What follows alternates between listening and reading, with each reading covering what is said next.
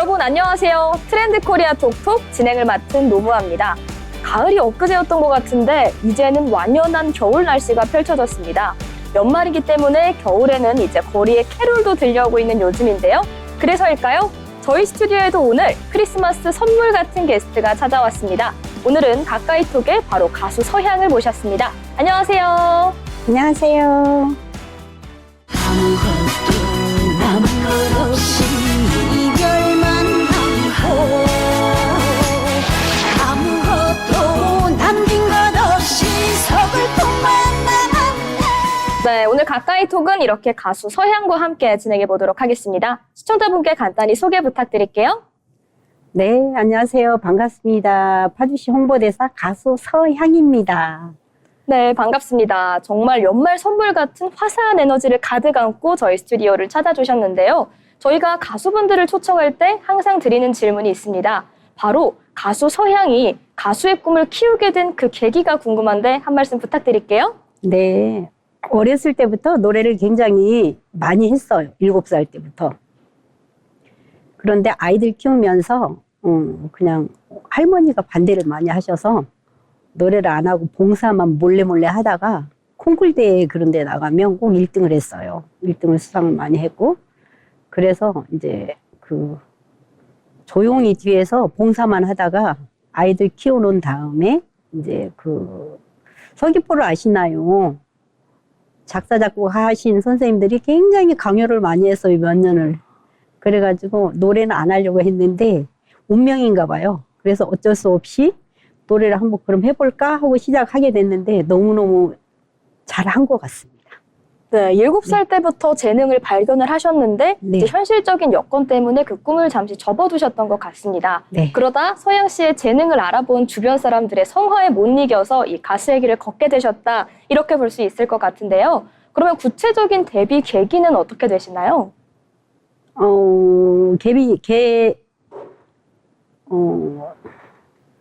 봉사를 하다가 이제 여러 사람들이 제 노래가 있어도 어느 행사장을 가면 개런티가 틀려요. 개런티가 틀려요. 네. 행사에 불러서 가면 이제 곡이 있는 사람과 없는 사람의 개런티가 틀려요. 그래서 어차피 노래 할 거면 그래 선생님 권유도 있으시고 하니까 받아서 한번 해보자 해가지고 노래를 처음에 5곡을 받았어요. 이렇게 진솔한 네네. 아무 데서도 들을 수 없는 이야기를 듣는 네. 게 저희 가까이톡의 매력인 것 같습니다. 서양의 가수 데뷔 스토리까지 들어봤는데요. 그러면 아까 처음으로 받았던 곡이 서귀포와 관련된 곡 이렇게 들었는데 맞을까요? 아, 서귀포를 아시나요? 작사 작곡 하신 선생님께서 주신 곡, 예, 몰랐던 게 좋았을까 타이틀곡. 몰랐던 게 좋았을까? 네. 되게 심오한 제목인 것 같은데 네. 가사 내용과 함께 어떤 네. 곡인지 소개해 주시면 감사할 것 같습니다. 이 사람을 안 만나고 다른 사람을 만났으면 더 좋았지 않았을까 이런 생각을 하면서도 그래도 이 사람이 괜찮았다 이런 노래. 이별 같은데 이별 같지 않은 그런 노래. 흔히 좋은 이별은 없다 이런 말이 있잖아요. 맞습니다. 그렇기 네. 때문에 이 곡도 차라리 그 사람을 몰랐던 게 낫지 않았을까 이런 후회의 멘트가 들어간 것 같은데 네. 그럼에도 불구하고 결국 나에게 소중한 인연이고 경험이었다, 네. 이런 맥락이 네. 되는 것 같습니다. 네네. 부정 같은데 긍정으로 끝나요, 노래가. 네, 긍정 에너지를 잔뜩 불러오는 그런 네. 연말 선물 같은 노래 같은데요. 아까 이력을 살펴보니까 굉장히 수상 기록이 화려하셨습니다. 네. 어린 시절부터 콩쿨만 나가면 1등을 도맡았다 이렇게 얘기를 해주셨는데요. 네. 가장 기억에 남는 대회 스토리가 있으실까요? 어렸을 때 7살 때 이렇게 하면서 콩쿨 대회가 있어요. 그래서 콩쿨 대회에 갔는데 그때는 세숫대야 비누 이런 걸 줬어요. 그래서 그걸 받아가지고 선풍기도 막 주고 이런 시절인데 그때는 선풍기가 흔하지 않았어요. 선풍기가 거의 없었는데 선풍기를 탔어요. 네. 정말 인상 깊은 어린 시절의 기억으로 남아있을 네. 것 같은데요. 이렇게 재능이 출중한 가수 서양과 오늘의 가까이톡 진행해보고 있습니다. 네. 그런데 궁금한 점이 하나 더 있는데요. 네. 아무리 재능이 출중하더라 해도 이 가수의 길을 걷기 위한 노력이 필요하지 않습니까? 가수 서영이 하고 있는 노력 이런 게 좀 궁금한데요. 아, 저는 노는 시간이 거의 없습니다. 화요일하고 목요일은 무조건 다른 작곡가 선생님께 티칭을 받으러 다녀요. 저기 청량리 먼 곳까지. 티칭을 받고 또 그 나머지 또 시간에는 또 이제 한국무용도 연습하고 아랑장구 여러 가지 다양한 장르를 제가 모르고 있는 것보단 알면서 다른 걸 준비해 놓고 있는 상황이면 어떤 행사든 가면 혹시 또 이제 한국무용이 필요한 뭐 그런 것도 있고 하다 보니까 세트로 할 수 있는 그런 준비를 항상 하고 있어요.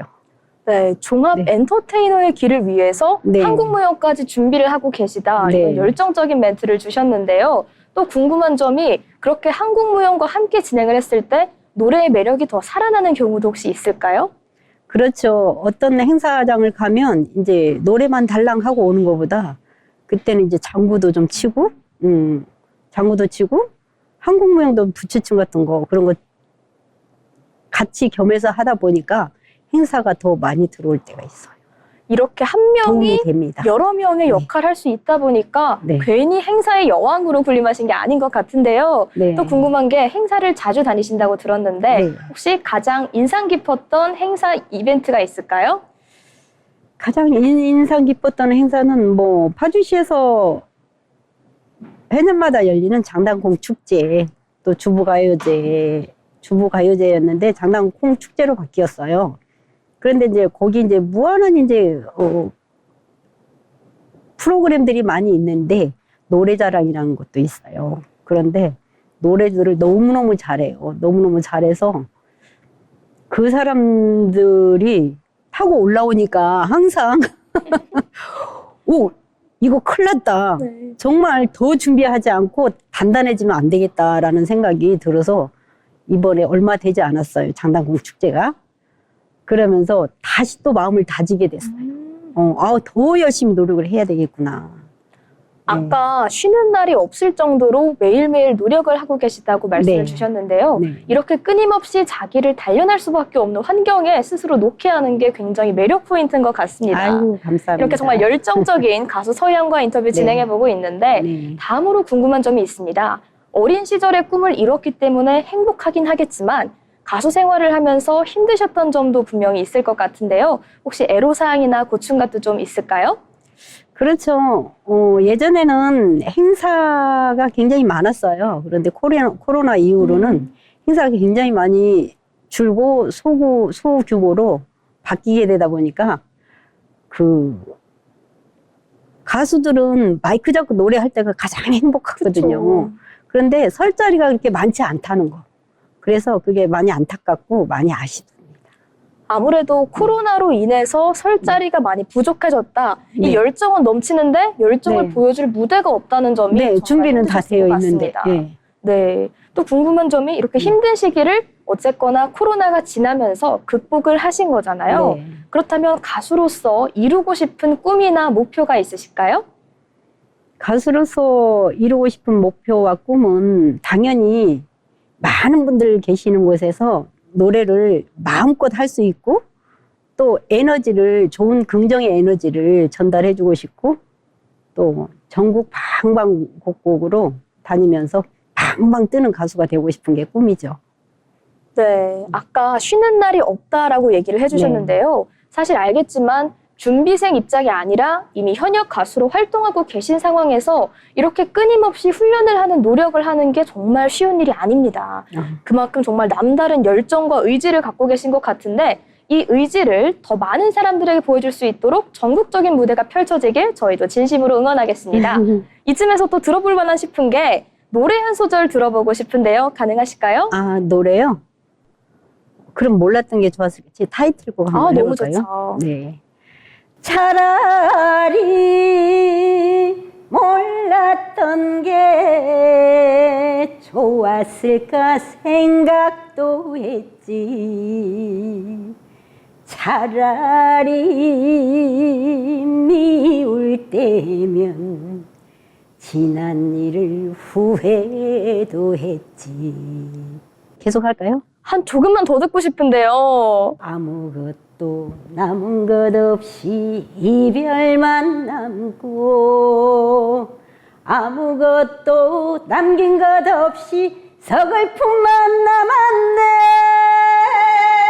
이제 그만 돌아와요. 울리지 말아요. 사랑도 가고 세월도 가고 스쳐간 이별뿐이야. 아니, 감사합니다. 조금 더 해달라고 요청 안 드렸으면 큰일 날 뻔했는데요. 감사합니다. 이렇게 클라이막스로 확 터지는 부분이 뒤에 있을 거라고는 예상을 못했습니다. 네. 이렇게 아까 말씀드렸던 노래죠. 몰랐다면 좋았을까의 한 소절까지 의미 있게 들어봤는데요. 제가 이렇게 바로 가까이 톡을 진행하면서 가장 좋은 점이 이렇게 훌륭한 가수들의 노래를 정말 일열에서 직관할 수 있다는 점인 것 같습니다. 네, 감사합니다. 연말 시즌인 만큼 시청자분들께도 선물 같은 노래를 해주신 것 같은데 네. 마지막으로 저희 트렌드 코리아 톡톡 시청자분들께 한마디 PR이나 자기 PR 하고 싶은 말씀 있으실까요? 네, 오늘 이렇게 또 굉장히 그 귀한 자리에 초대해 주셔서 너무너무 감사드리고요. 많은 분들이 함께 오셔서 이렇게 지금 아나운서님도 너무 멋지시고 여기 또 관계자분들도 너무너무 편안하게 해주시니까 다음에 또 불러주면 또 오고 싶어요. 그래서 이 방송이 지금 제가 이제 개설된 지가 얼마 안 된 걸로 알고 있는데 금방 전국 방방곡곡으로 알려질 것 같아요. 너무너무 이렇게 초대해 주셔서 감사하고 여기 많이 이용해 주시고 오셔서 이렇게 예쁜 홍보 많이 해 주시니까 많이들 오셔서 여기 예쁜 아나운서님과 같이 행복한 시간 나누시길 바라겠습니다. 네, 정말 좋은 말씀을 해주셨는데 네. 자기 PR이 아니라 저희 트렌드 코리아 방송까지 생각해 주시는 마음에 너무 감동을 받았습니다. 네. 사실 제가 감기에 걸려서 지금 컨디션이 좋지 않은 상황인데요. 이렇게 가수 서향과 얘기를 나누다 보니까 아프던 것도 다 날아가는 것 같은 그런 기분 좋은 감사합니다. 에너지가 있으신 것 같습니다. 네, 감사합니다. 오늘 가까이 톡 이렇게 가수 서향과 함께 했습니다. 고생하셨습니다.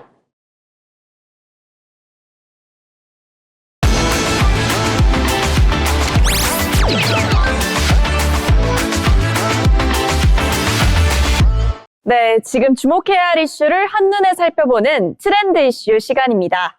먼저 첫 번째 소식입니다. 쿠팡을 탈퇴하는 이른바 탈팡 행렬이 이어지고 있습니다. 그런데 탈퇴 일주일이 넘었는데 쿠팡에서 원하는 상품을 준비했다는 메일을 보내온다고 하는데요. 쿠팡의 지침을 확인해보니 탈퇴 후에도 개인정보를 90일 동안 보관한 뒤 파기하게끔 돼 있었습니다. 인정보보호위원회가 제시한 표준 지침은 정당한 사유가 없는 한 탈퇴 5일 안에 개인정보를 파기하도록 하고 있습니다. 네이버와 SSG.com, 지마켓 등 경쟁업체는 모두 이 지침을 따르고 있는데요. 공정거래위원회가 쿠팡의 불공정 약관 논란에 대해 현장 조사에 착수했습니다. 지난해 약관의 쿠팡 서버에 대한 제3자의 불법 접속 등으로 인한 손해는 책임지지 않는다고 추가한 조항이 위법성이 있는지 들여다보고 있습니다. 또 6단계의 복잡한 절차를 거쳐야 탈퇴할 수 있도록 한 것이 탈퇴 방해에 해당하는지도 확인하기로 했습니다. 이어서 다음 소식입니다. 3박 4일 국회에서 이어진 무제한 토론, 필리버스터가 종료됐습니다. 동시에 경찰관 직무대행법이 본회의를 통과했습니다. 경찰관이 대북 전단 살포를 현장에서 직접 막을 수 있게 한 법안인데요. 지난 14일 오후 민주당은 필리버스터를 표결로 종결한 후 해당 법안을 통과시켰습니다. 3박 4일간의 필리버스터 전국도 마무리되는 순간, 하지만 여야 간 신경전은 계속됐습니다.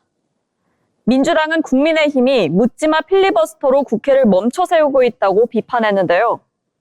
국민의힘은 내란 전담재판부 설치법, 법 왜곡죄 추진 등 민주당의 입법 독주가 문제라고 반박했습니다. 민주당은 오는 21일 이후 열릴 본회의에 내란 전담재판부 설치법 등 쟁점 법안을 상정할 계획이어서 필리버스터 대치 전국은 연말까지 이어질 전망입니다. 이어서 다음 소식 전해드리겠습니다. 지난 14일 새벽 5시쯤 인천공항 방향 인천공항 고속도로에서 택시 2대와 SUV 차량 2대가 잇따라 추돌해 1명이 숨지고 4명이 다쳤습니다. 사고 당시 3차로를 달리던 택시가 앞서가던 SUV 차량을 먼저 들이받았고 이 충격으로 튕겨져 나온 SUV 차량이 옆 차로를 달리던 또 다른 택시와 SUV 차량을 연이어 들이받았습니다. 이 사고로 택시 승객과 SUV 탑승자 등 2명이 심정지 상태로 병원에 옮겨졌지만 이 가운데 SUV 탑승자는 숨진 것으로 전해졌는데요. 각 차량에 타고 있던 탑승자 3명도 가벼운 부상을 입고 병원으로 옮겨져 치료를 받고 있습니다.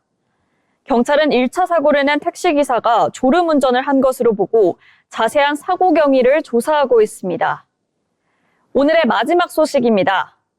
겨울에 운전할 땐 미끄럼 사고를 유발하는 도로 살얼음을 주의해야 합니다. 아스팔트와 색이 비슷해 미리 대비하기 어렵고 사고가 나면 대형 사고로 이어지기 쉬운데요. 언제 어디서 위험이 커지는지 또 어떻게 대처해야 하는지 도로 살얼음 사고 예방법을 알려드립니다. 도로 위 살얼음은 주로 그늘진 곡선도로나 터널 진출입로, 다리 위에 생깁니다. 햇빛이 잘 들지 않아 낮 동안에도 얼음이 잘 녹지 않고 밤사이 기온이 떨어지면 쉽게 얼어붙기 때문인데요.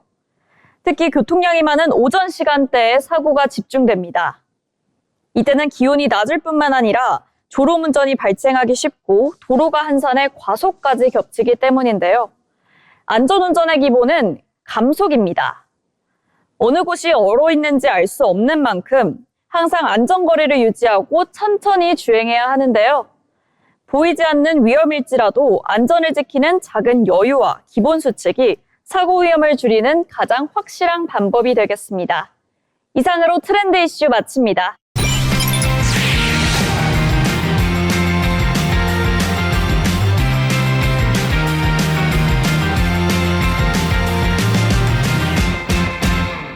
네, 이번 시간은 한 주간의 경제 이슈를 날카로운 시선으로 분석해보는 편지혜 기자의 경제톡톡입니다. 편지혜 기자, 어서 오세요.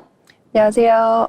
네, 오늘도 굉장히 다양한 이슈를 정리해 와주셨는데요. 먼저 오늘 첫 번째 이슈입니다. 정부가 인공지능과 같은 반도체 사업에 앞으로 5년간 150조 원을 투입하는 국민성장펀드를 본격 도입할 예정이라고 하는데요. 내년 한 해에만 무려 30조 원이 넘는 자금이 풀린다고 합니다. 네, 국민성장펀드는 정부가 돈을 직접 넣어서 AI와 반도체 같은 미래 산업을 키우겠다는 겁니다. 앞으로 5년 동안 총 150조 원을 투입하는 초대형 정책금융이고 그 첫 해인 내년에는 30조 원 이상이 시장에 공급됩니다. 금융위원회는 수요가 더 많을 경우 30조 원을 넘어도 적극적으로 지원하겠다고 밝혔습니다. 사실 30조 원이면 규모가 상당한데 왜 지금 이런 펀드를 기획하는 걸까요? 지금 첨단 산업은 기술 경쟁이 곧 국가 경쟁력인 상황입니다. AI와 반도체는 한번 뒤처지면 따라잡기까지 막대한 시간이 걸리는데 민간 자금만으로는 대규모 장기 투자가 쉽지 않습니다. 그래서 정부가 직접 마중물 역할을 하겠다는 겁니다. 그렇다면 이 돈은 구체적으로 언제 어떻게 어디에 쓰이게 되는 상황일까요? 우선 산업별로 보면 AI 분야에 6조 원, 반도체에 4조 2천억 원, 미래차와 모빌리티에 3조 1천억 원이 배정됐습니다.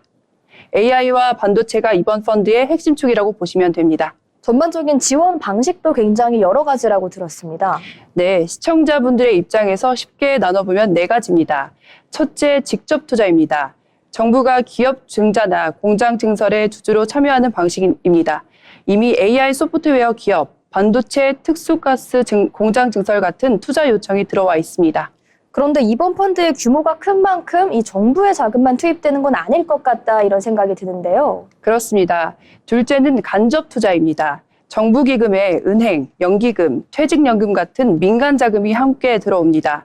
즉 정부가 위험을 일부 떠안아 민간 자금을 더 끌어들이는 구조입니다. 그렇다면 일반 국민도 참여할 수 있는 펀드일까요? 네, 셋째가 국민 참여형 펀드입니다. 6천억 원 규모로 조성이 되고 정부가 손실의 최대 20%를 먼저 부담하는 후순위 구조입니다. 일반 국민 입장에서는 위험은 줄이고 첨단 산업 성장에 간접 참여할 수 있게 됩니다. 네, 그렇다면 투자 말고 대출도 있다고 들었습니다. 네, 넷째는 초저리 대출입니다. 10조 원 규모로 금리는 2에서 3%대 국고채 수준입니다. 기업들이 설비 투자나 연구 개발에 장기간 쓸 수 있도록 자금을 공급하는 목적입니다. 근데 이미 투자 신청도 굉장히 많이 들어왔다고 하는데요. 네, 그렇습니다. 정부는 이미 100여 건, 153조 원 규모의 투자 수요를 접수했습니다. 조만간 1호 투자처를 선정할 예정인데 산업 파급 효과와 일자리 창출 여부가 중요한 기준이 된다고 합니다. 네, 상황을 정리해보면 정부가 직접 나서서 미래 일자리 산업의 창출에 기여하는 상황인 것 같습니다. 네, 맞습니다. 국민성장펀드는 단순한 금융상품이 아니라 우리 경제의 성장 방향을 어디로 끌고 가야 할지에 대한 선택입니다. 이 자금이 기술 경쟁력을 키우고 일자리로 이어질 수 있을지 앞으로 성과가 관건입니다. 네, 방금 소개해주신 국민성장펀드가 이 침체된 투자 심리를 살리고 미래 산업의 마중물이 될 수 있을지 그 귀추가 주목되는데요. 이쯤에서 다음 이슈로 넘어가 보도록 하겠습니다. 대한항공이 기내 비상구를 임의로 조작한 승객에 대해서 형사고발은 물론 영구 탑승 거절까지 하겠다는 입장을 밝혔는데 무관용 원칙을 선언한 상황입니다. 최근 비상구 조작 시도가 잇따르면서 전반적인 항공 안전에 대한 우려가 커지고 있는 상황인데요. 어떻게 생각하실까요? 네, 대한항공이 기내 비상구 조작 행위에 대해 사실상 가장 강력한 대응에 나섰습니다. 최근 2년 동안 대한항공 항공기에서 발생한 비상구 조작 또는 조작 시도는 총 14건, 그리고 특히 연말 여행객이 몰린 11월과 12월에만 2건이 연달아 발생했습니다. 이 승객들은 비상구 조작을 그냥 장난처럼 생각할 수 있는데 이 상황이 굉장히 심각하다고 합니다. 그렇습니다. 지난 4일 인천에서 시드니로 향하던 항공기에서는 이륙 직후 승객이 비상구 도어 핸들을 조작하다 승무원에게 제지당했습니다. 이 승객은 기다리다 그냥 만져본 것이라며 장난이었다는 취지로 설명했지만 기내는 순식간에 긴장 상태에 놓였습니다. 지난달 인천발 중국 시한행 항공편에서도 한 승객이 비상구를 화장실 문으로 착각해 개방을 시도한 소동이 벌어지기도 했습니다. 이런 행위가 항공 안전도 그렇지만 법적으로도 굉장히 심각한 문제에 해당한다고 합니다. 네, 절대 가볍게 볼 문제가 아닙니다. 현행 항공보안법에 따르면 출입문이나 비상 탈출구를 임의로 조작할 경우 10년 이하 징역형에 처해질 수 있는 명백한 중범죄에 해당합니다. 실제로 지난 8월 제주발 항공편에서 비상구 레버 덮개를 열어 출발을 1시간 넘게 지연시킨 승객에게는 징역 6개월, 집행유예 2년이 선고되기도 했습니다. 대한항공이 이번에 무관용 원칙을 선언한 데에는 아무래도 이유가 있을 것 같습니다. 네, 단순히 처벌 수위를 높이겠다는 차원을 넘어서 항공 안전과 비용 문제가 직결돼 있기 때문입니다. 비상구 조작 시도가 발생이 되면 항공기는 즉시 운항을 중단하고 기체 점검과 보안 절차를 다시 거쳐야 합니다. 이 과정에서 막대한 비용이 발생하고 그 피해는 고스란히 항공사와 다른 승객에게 돌아가기 때문입니다. 대한항공 측이 이번에 강경 대응에 나설 수밖에 없었던 이유가 있는 것 같습니다. 네, 맞습니다. 대한항공은 앞으로 비상구 조작 행위가 발생할 경우 즉시 경찰에 인계해 형사처벌을 받게 하는 것은 물론 운항 지연으로 발생한 피해에 대해서는 민사상 손해배상 소송도 진행할 방침입니다. 여기에 더해 가장 강력한 제재인 영구 탑승 거절, 이른바 노플라이 조치도 시행해 대한항공 이용을 원천 차단하겠다고 밝혔습니다. 네, 기내에서의 장난이 결코 장난으로 끝나진 않는다는 점 다시 한번 짚어볼 필요가 있을 것 같습니다. 다음 이슈는요. 일자리를 갖지 못한 2030 세대가 지난달 무려 160만 명에 육박한 것으로 나타났습니다. 여기에 청년층의 여윳돈까지 줄어든 상황이라고 하는데요. 네, 지난달 기준 일자리 밖에 머무는 2030 세대는 158만 9천 명으로 집계됐습니다. 1년 전보다 약 3만 명이 늘었고 코로나 시기였던 2021년 이후 4년 만에 가장 많은 수준이었습니다.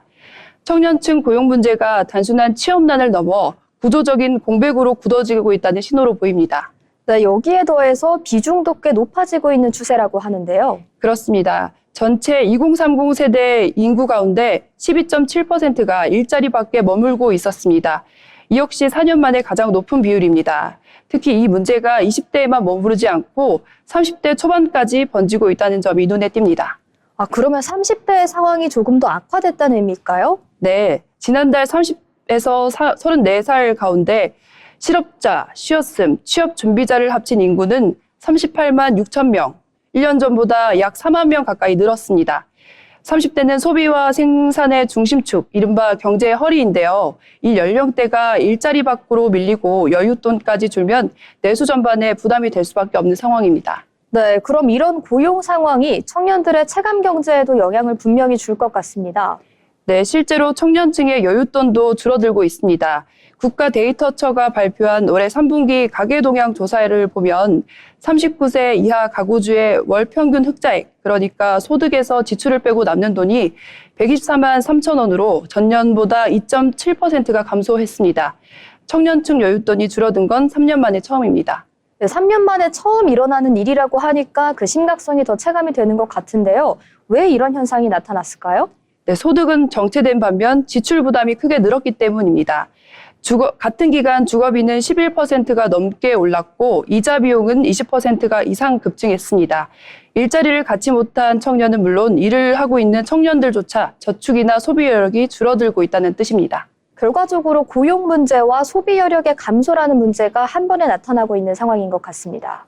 네, 맞습니다. 첫 취업이 늦어지고 경력직 중심 채용이 이어지면서 20대에서 막힌 고용 문제가 30대까지 이어지고 있고 여기에 주거비, 이자 부담까지 겹치면서 청년층의 경제적 여유가 빠르게 줄고 있습니다. 이런 흐름이 계속되면 소비 위축은 물론 결혼, 출산, 주거 결정까지 연쇄적으로 영향을 받을 수 있다는 우려도 나오고 있습니다. 그럼 정부는 이런 상황에 대해서 어떤 식으로 생각하고 있을까요? 네, 정부는 30대 고용률 자체는 역대 최고 수준이라며 지표를 종합적으로 봐야 한다는 입장입니다. 다만 2030 세대의 체감 고용 불안과 경제적 부담이 커진 만큼 맞춤형 정책을 고민하겠다고 밝혔습니다. 네, 일자리 문제에 여윳돈 감소라는 문제까지 더해지면서 이 청년층의 체감 경기가 예감보다 더 빠르게 식고 있는 요즘입니다. 세 번째 이슈는요, 연말을 앞두고 소비 풍경이 극명하게 갈리고 있습니다. 한쪽에서는 50만 원짜리 크리스마스 케이크가 등장한 반면 다른 한쪽에서는 10만 원 이하인 패딩이 불티나게 팔리고 있는데요. 네, 올해 연말 소비 패턴을 보면 극과 극이라는 표현이 딱 들어맞습니다. 먼저 고가 소비부터 보겠습니다. 특급 호텔들이 내놓은 크리스마스 케이크 가격이 올해 크게 올랐다고 합니다. 서울신라 호텔은 화이트 트러플을 사용한 크리스마스 케이크를 50만 원에 선보였는데 지난해보다 10만 원이나 더 비싼 가격입니다. 다른 특급 호텔들도 30만 원대 중후반 케이크를 잇따라 내놓으면서 연말 고가 소비 경쟁에 나선 모습입니다. 아무리 신라 호텔 케이크라고 하지만 케이크 하나에 50만 원은 일반 소비자에게 정말 상당한 가격일 것 같은데요. 그렇습니다. 일반 빵집 케이크 가격의 10배 안팎이었습니다. 호텔 업계는 수익보다 상징성이라고 설명했지만 연말에도 고가 소비를 감당할 수 있는 수요층이 분명히 존재한다는 것을 보여주고 있습니다. 이런 흐름은 의류 소비에서도 똑같이 나타납니다. 그리고 패딩 가격도 많이 오른 상황인 것 같습니다. 네, 프리미엄 패딩 가격은 올해도 줄줄이 인상됐습니다. 국내 아웃도어 브랜드의 인기 롱다운은 100만 원을 넘어섰고 그 해외 명품 브랜드 그 패딩은 500만 원을 넘는 제품도 적지 않습니다. 원단과 충전재 가격, 인건비 상승이 이유로 꼽히지만 결국 이 가격을 감당할 수 있는 소비층이 존재하기 때문이라는 시장이기도 합니다. 그런데 반대로 가성비 소비도 동시에 늘고 있는 것 같습니다. 네, 맞습니다. 같은 연말이지만 완전히 다른 소비 흐름도 분명합니다. 스파 브랜드들은 패딩 가격을 6에서 10만 원대로 유지하거나 오히려 일부 제품 가격을 낮췄습니다. 고가 패딩을 포기한 소비자들이 실용성과 가격을 기준으로 소비 방향을 바꾸고 있기 때문입니다. 이제 결국 소비가 계층별로 갈리고 있다 이렇게도 들리는데요. 네, 전문가들은 이런 연말 소비 양극화의 배경으로 자산 격차 확대를 지목하고 있습니다. 국가데이터처가 지난해 12월 발표한 가계금융복지 조사를 보면 자산이 상위 계층으로 갈수록 더 빠르게 쏠리는 흐름이 확인됩니다. 자산 여력이 있는 계층은 물가 부담 속에서도 고가 소비를 이어갈 수 있는 반면 중간, 하위 계층은 생활비 부담 때문에 연말 소비를 줄이거나 가성비 중심으로 이동할 수밖에 없는 구조라는 겁니다. 결국 연말 소비의 격차가 단순한 취향의 차이라기보다는 이 자산 격차의 단면인 것 같습니다. 그렇습니다. 연말을 즐기는 방식이 갈린다기보다 즐길 수 있는 여력 자체가 갈리고 있다는 해석이 나오고 있습니다. 물가 상승이 이어지는 상황에서 이런 소비 양극화는 내수 회복에도 부담으로 작용할 수 있다는 점에서 주목할 필요가 있습니다. 네, 연말의 소비 풍경이 우리 사회의 자산 격차를 그대로 비춰내고 있는 듯한 모습이 나타났습니다. 다음 이슈로 넘어가 보전요. 대표적인 겨울의 길거리 간식이라고 하면 많은 분들이 붕어빵을 떠올리실 텐데요. 요즘에는 예전만큼 붕어빵 가게를 찾아보기가 어렵다는 분석이 이어지고 있습니다. 네, 겨울 하면 가장 먼저 떠오르는 길거리 간식인데요. 붕어빵을 꼽는 분들이 많으실 겁니다. 저도 개인적으로 참 좋아하는데요. 그런데 요즘은 붕어빵 가게가 잘 안 보인다는 말이 부쩍 늘어났습니다. 이유를 찾아보니 수지타산이 맞지 않아 문을 닫는 가게들이 늘고 있기 때문이라고 합니다. 이유가 궁금한 게 붕어빵은 그래도 겨울철이면 잘 팔릴 것 같은데 아닌가 봅니다. 겉으로 보면 손님은 있지만 상인들 말은 다릅니다. 팔아도 남는 게 없다는 겁니다. 요즘 붕어빵 가격은 팥크림 모두 한 개에 1,000원, 이른바 금붕어빵 시대에 들어섰습니다. 예전처럼 1,000원에 3, 4개 파는 장사는 사실상 불가능해졌습니다. 그런데 붕어빵 가격이 이렇게 오른 데에는 아무래도 원가의 부담이 큰 것 같습니다. 네, 가장 큰 원인은 원재료값 상승, 특히 팥값이었습니다. 상인들 사이에서는 요즘 이른바 팥플레이션이라는 말까지 나오고 있었습니다. 농수산식품유통공사 자료를 보면 국산 붉은 팥 도매 가격은 2년 새 거의 2배 가까이 올랐고 소매가도 30% 이상 상승했습니다. 붕어빵의 핵심 재료인 팥값이 급등하면서 개당 1,000원 이하로 팔던 구조 자체가 무너졌다는 겁니다. 이 팥플레이션이라는 단어가 정말 인상적인데요. 이 팥값 말고도 부담 요인은 더 있을 것 같습니다. 그렇습니다. 가스비, 봉지값, 자릿세, 인건비까지 겹치면서 붕어빵을 굽는 비용 전반이 크게 올랐습니다. 이러다 보니 가격을 올리면 손님이 줄고 가격을 못 올리면 장사를 접어야 하는 딜레마에 빠졌다는 설명입니다. 아, 그래서 붕어빵의 노점 자체가 줄어들고 있는 상황인 거군요. 맞습니다. 붕어빵 위치를 알려주는 지도 앱을 보면 영업 중이라는 표시가 폐업이나 사라짐으로 바뀐 곳이 눈에 띄게 늘었습니다. 현장을 가보면 예전 겨울마다 보이던 리어카 대신 텅 빈 골목만 남은 곳도 적지 않았습니다. 이 서민 간식이었던 붕어빵마저 사라지는 모습이 조금 서글프게 느껴지기도 하는데요. 네, 붕어빵은 단순한 간식이 아니라 서민 물가를 상징하는 소비였습니다. 그런데 원가 부담이 커지면서 팔아도 남지 않는 구조가 되자 아예 장사를 접는 경우가 늘고 있습니다. 앞서 살펴본 고가 소비와 달리 이런 생활 밀착형 소비는 수요와 공급이 동시에 줄면서 더 빠르게 위축이 되고 있다는 점에서 물가 상승과 소비 양극화의 단면을 서로 보여주는 사례로 볼 수 있었습니다. 네, 붕어빵 한 개의 가격과 사라지는 리어카가 요즘의 체감 물가를 그대로 보여주는 것 같습니다. 이렇게 오늘도 편지의 기자와 함께 우리나라의 경제 이슈와 관련된 사회 현상에 대해서 자세히 한번 알아봤는데요. 전반적인 호텔 케이크 가격, 그리고 붕어빵 같은 서민 간식까지 다양한 측면의 이슈를 골고루 전해주신 것 같습니다. 저희는 다음 주에 조금 더 알찬 경제 이슈를 알아보도록 하겠습니다. 지금까지 편지의 기자의 경제톡톡이었습니다.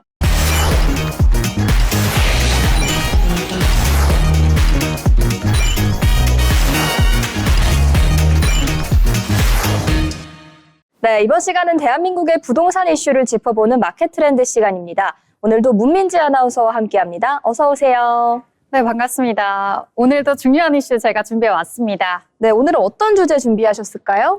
네, 요즘 부동산 시장을 보면요. 집값이 크게 오르지도 그리고 그럴만하지도 않는 이른바 관망 국면이 이어지고 있습니다.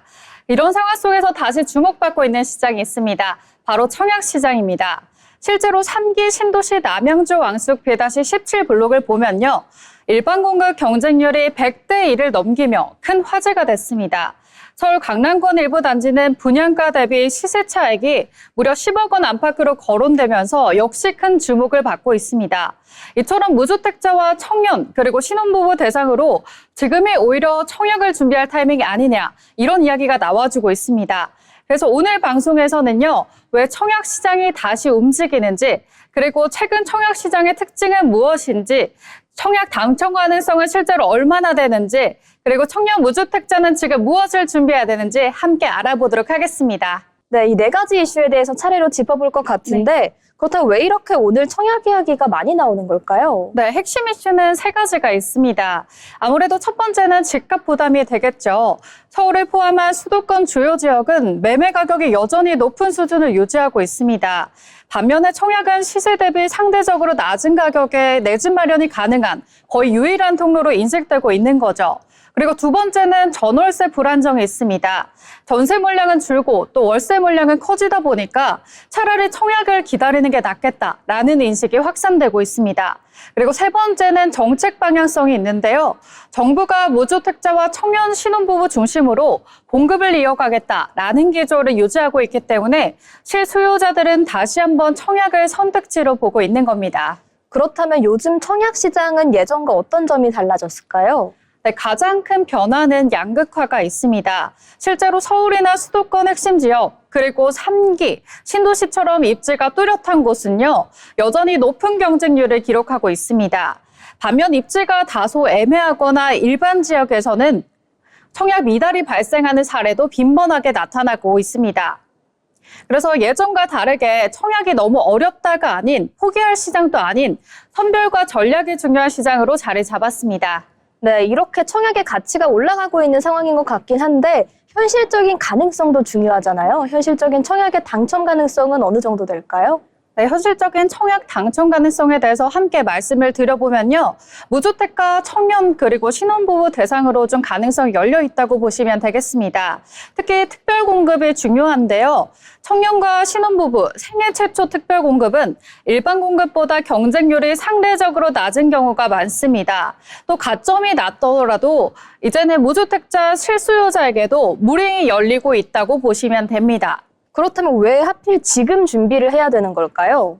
네, 청약은 단기간에 만들어지는 제도가 아닙니다. 꾸준히 해야 되는 제도라고 보실 수가 있겠는데요. 시간이 가장 큰 자산이기 때문입니다. 청약 통장의 납입 횟수, 그리고 무주택 기간, 가점은 하루아침에 쌓을 수가 없습니다. 그래서 청약을 미리 준비해두지 않으면 2, 3년 뒤 선택지가 완전히 달라질 수가 있는 거죠. 그리고 특히 향후 공급이 다시 늘어나는 시점에는 아무래도 미리 준비한 사람만 기회를 잡게 될 것 같은데요. 그렇다면 청년 무주택자는 구체적으로 어떤 준비를 하면 괜찮을까요? 네, 핵심 전략 3가지에 대해서 말씀을 드려보도록 하겠습니다. 먼저 첫 번째는 청약통장 관리가 되겠습니다. 월 10만 원만 꾸준히 납입하는 것이 굉장히 중요합니다. 그리고 두 번째로는 특별공급 요건의 점검입니다. 청년과 신혼부부 그리고 생애 최초 요건에 해당해야 되는지 미리 알아두셔야겠죠. 그리고 세 번째는 지역과 단지 공부입니다. 무조건 경쟁률만 높은 지역만 보기보다는 향후 개발 계획과 이 교통 호재 등을 함께 살펴봐야겠습니다. 그래서 이런 전략들이 현실적인 청약 당첨을 높이는 계기가 될 것입니다. 네, 청약 통장을 관리하고 특별 공급 요건을 전반적으로 잘 점검하는 태도가 중요할 것 같은데요. 마지막으로 꼭 짚어봐야 할 부분도 있을까요? 네, 청약에 대한 오해가 굉장히 많습니다. 가점이 낮으면 의미가 없다, 청약은 운이다 라는 이야기가 많이 나와주고 있는데요. 자, 생각보다 실제로는 이 특별 공급이나 추첨제, 그리고 비선호타의 공약 등 전략적으로 접근할 수 있는 여지가 충분합니다. 청약은 운이 아니라요, 이 준비와 선택의 게임에 가깝다라고 보시면 됩니다. 네, 오늘 이렇게 청약 시장의 핵심에 대해서 굉장히 잘 설명을 해주셨는데 오늘 내용을 한번 정리를 해보면 어떻게 요약할 수 있을까요? 네, 오늘 정리해서 말씀드리면 핵심 내용은 3가지가 있습니다. 먼저 첫 번째로는 집값의 이 전월세 부담이 있죠. 청약 시장이 다시 한번 이제 대안으로 떠오르고 있겠고요. 두 번째는 청약 시장은 양극화됐지만 무주택자에게는 여전히 기회가 열려 있다라는 거. 마지막으로 청년과 실수요자는 지금부터 통장 요건, 지역 공부를 병행하는 것이 가장 현명한 전략이라는 생각이 듭니다. 네, 오늘 청약 시장 이야기 정말 큰 도움이 됐는데요. 오늘 고생하셨습니다. 네, 감사합니다. 청약 시장은 미리 준비할수록 선택의 폭이 넓어집니다. 조급해하지 마시고 본인의 상황에 잘 맞도록 판단하셔서 차근차근 준비하시길 바랍니다. 네, 이렇게 오늘 민지 아나운서와 함께 대한민국 부동산 시장의 핵심 트렌드라고 할 수 있는 청약 시장에 대해서 알아보는 시간 가졌습니다. 전반적으로 청약의 시대가 왔다, 이제 무주택자의 움직임이 시작된다, 이런 트렌드가 기사의 헤드라인에서도 많이 접하실 수 있을 것 같은데요. 관망 국면이 길어지고 있지만 그럼에도 불구하고 청약 시장에 대한 관심은 끊임없이 이어지고 있는 추세입니다. 오늘 민지 아나운서가 여러 가지 이슈에 대해서 다양히 짚어주셨는데요. 왜 다시 청약이 주목받는가, 그리고 최근 청약 시장의 특징은 어떠한지, 마지막으로 청년 세입자들이 청약 시장을 준비하기 위해서는 어떤 포인트에서 노력을 해야 되는지 오늘 마켓 트렌드에서 이렇게 잘 설명을 해주셨으니까요. 시청자 여러분들은 저희와 함께 하시면서 이 대한민국의 부동산 시장 트렌드 계속해서 같이 짚어가시면 좋을 것 같습니다. 지금까지 마켓 트렌드였습니다.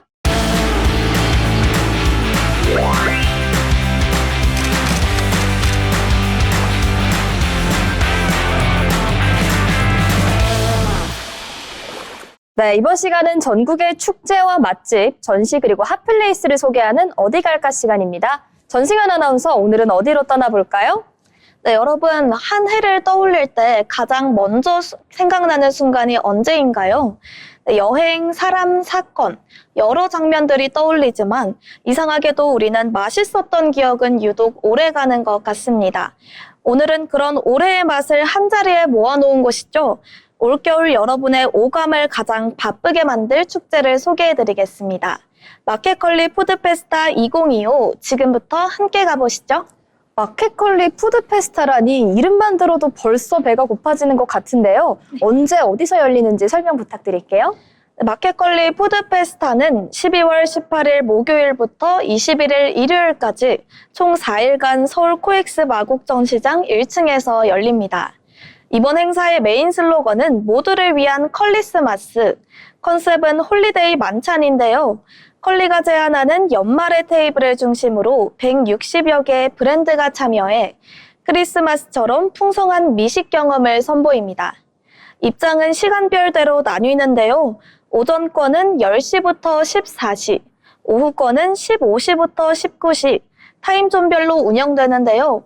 중간에 1시간 정도 휴식 시간이 있다고 합니다.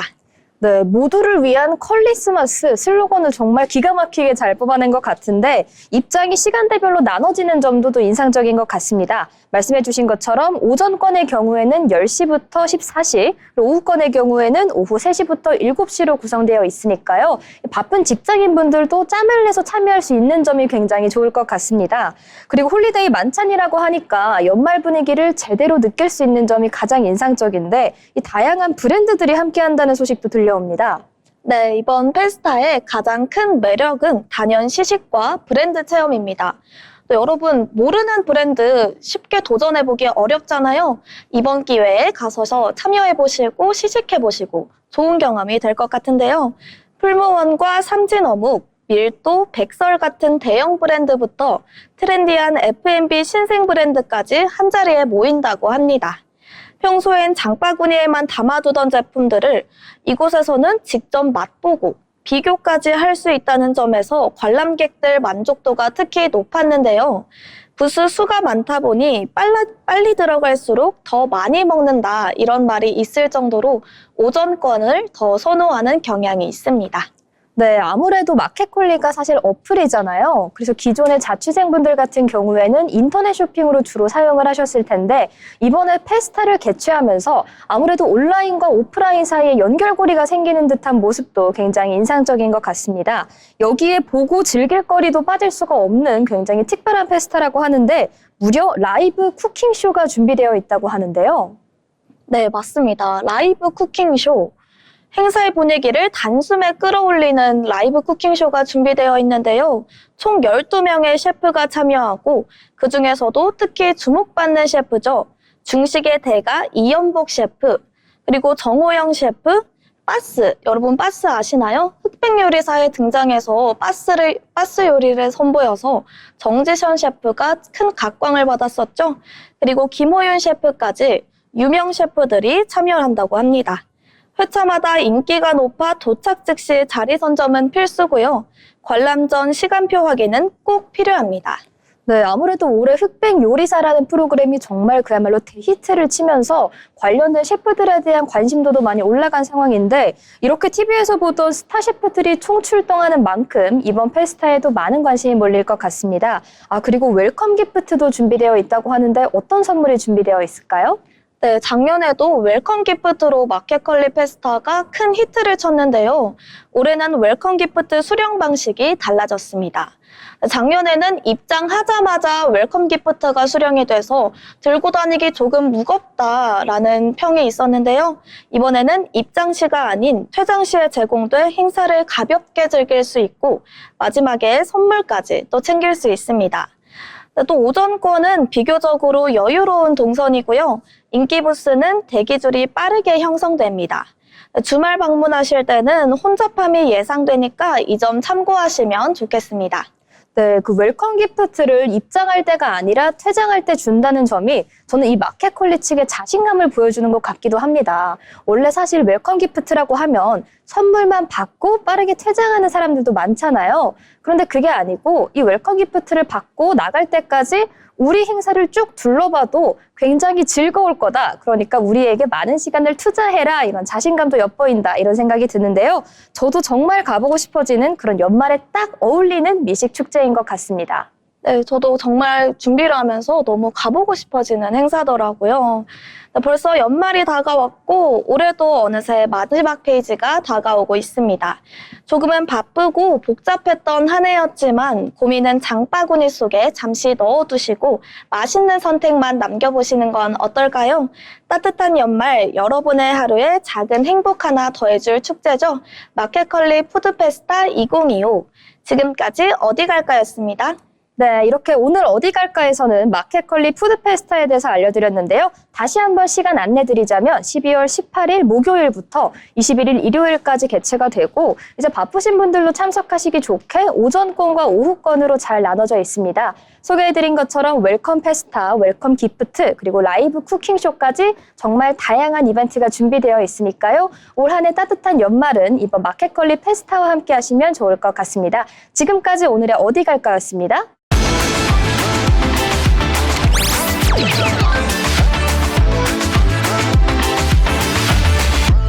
네, 트렌드 코리아 톡톡 저희가 오늘 준비한 내용은 여기까지입니다.